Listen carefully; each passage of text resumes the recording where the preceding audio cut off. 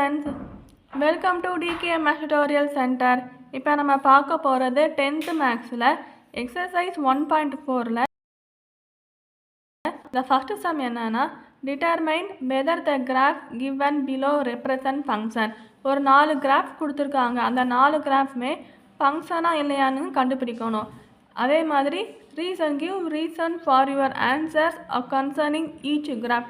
ஒவ்வொரு கிராஃப்லையுமே ரீசன் சொல்லணும், ஏன் இது ஃபங்க்ஷன்னு ரீசன் சொல்லணும். சரியாப்பா? இப்போ ஃபஸ்ட்டு கிராஃப் வச்சு எப்படி ஃபங்க்ஷன் கண்டுபிடிக்கலாம்னு பார்க்கலாம். இந்த நோட்டில் வரைஞ்சிருக்கேன், காட்டுறேன்.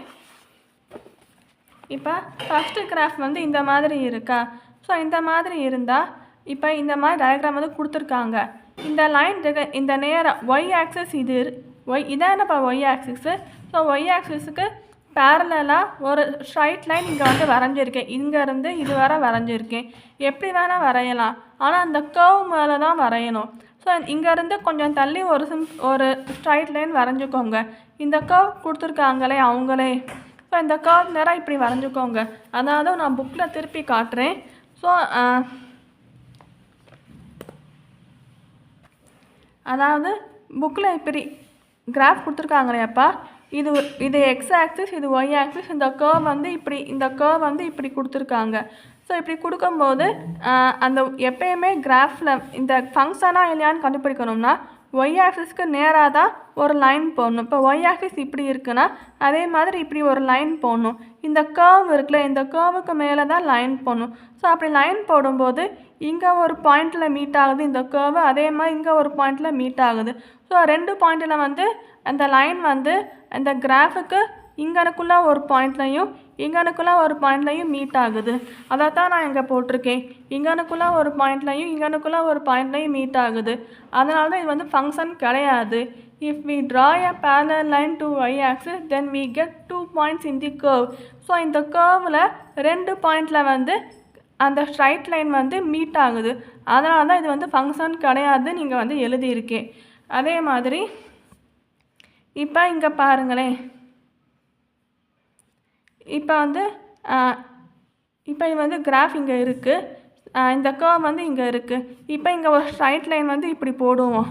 ஸோ இப்படி ஸ்ட்ரைட் லைன் வந்து இப்படி போட்டோம்னா இந்த கர்வ் இருக்குல்லையாப்பா, இந்த கர்வ் வந்து இந்த ஒரு இடத்துல மட்டும்தான் மீட் ஆகுது. ஸோ ஒரு இடத்துல மீட் ஆகுனா அதுதான் ஃபங்க்ஷன் அப்படின்னு எழுதணும். ஸோ ஃபங்க்ஷன் எழுதிட்டு ஏன் எழுதணும், அதாவது if we draw a parallel line to y ஆக்சிஸ்க்கு பேரலாக ஒரு லைன் வரைஞ்சோம்னா then we get only 1 point. இங்கே ஏன் ஒன்லி 1 பாயிண்ட் எழுதுறேன் புரியுதா? இந்த லைன் இந்த ஸ்ட்ரைட் லைன் வரைஞ்சிருக்கேன் இல்லையா பென்சிலில். ஸோ வரைஞ்சிருக்கிறது ஒரு பாயிண்டில் மட்டும்தான் இந்த கர்வ் லைனில் மீட் ஆகுது. அதனால தான் இது வந்து ஃபங்க்ஷன்னு எழுதுகிறாங்க. அதே மாதிரி இங்கேயும் ரீசன் எழுதிருங்க. இதே மாதிரி இப்போ இங்கே எப்படி அதே மாதிரி மூணாவது கிராஃப் பார்த்தீங்கன்னா இப்படி எஸ் ஷேப்பில் ஒரு கர்வ் போட்டிருக்காங்க. நீங்கள் ஒய் ஆக்சிஸ் இங்கே இருக்குது. ஸோ ஒய் ஆக்சிஸு பேரலாக இப்படி ஒரு லைன் போட்டுருங்க. ஸோ அப்படி ஒரு லைன் போட்டோம்னா இங்கேயும் மீட் ஆகுது, அப்புறம் இங்கே மீட் ஆகுது, இங்கேயும் மீட் ஆகுது. ஸோ இங்கே கர்வில் இந்த எஸ் ஷேப்பில் இருக்கிற கர்வில் இங்கே மீட் ஆகுது, இங்கேயும் மீட் ஆகுது, அப்புறம் இங்கேயும் மீட் ஆகுது. ஸோ 3 இடத்துல வந்து மீட் ஆகுது. அப்போனா இது வந்து ஃபங்க்ஷன் கிடையாது. இப்படியே மொதல் சம் எழுத மாதிரியே ரீசன் எழுதுங்க. நாட் ஏ ஃபங்க்ஷனுக்கு என்ன எழுதணும், if we draw a parallel line to y axis then we get 3 points in கர்வ்னு எழுதணும். ஸோ 3 பாயிண்ட்ஸில் இங்கே ஒரு பாயிண்ட், இங்கே ஒரு பாயிண்ட், இங்கே ஒரு பாயிண்ட், 3 பாயிண்ட்ஸில் மீட் ஆகுது. So it is not a function எழுதிடுங்க. அதே மாதிரி இங்கனுக்குள்ளே 4வது கிராஃப் பாருங்கள்.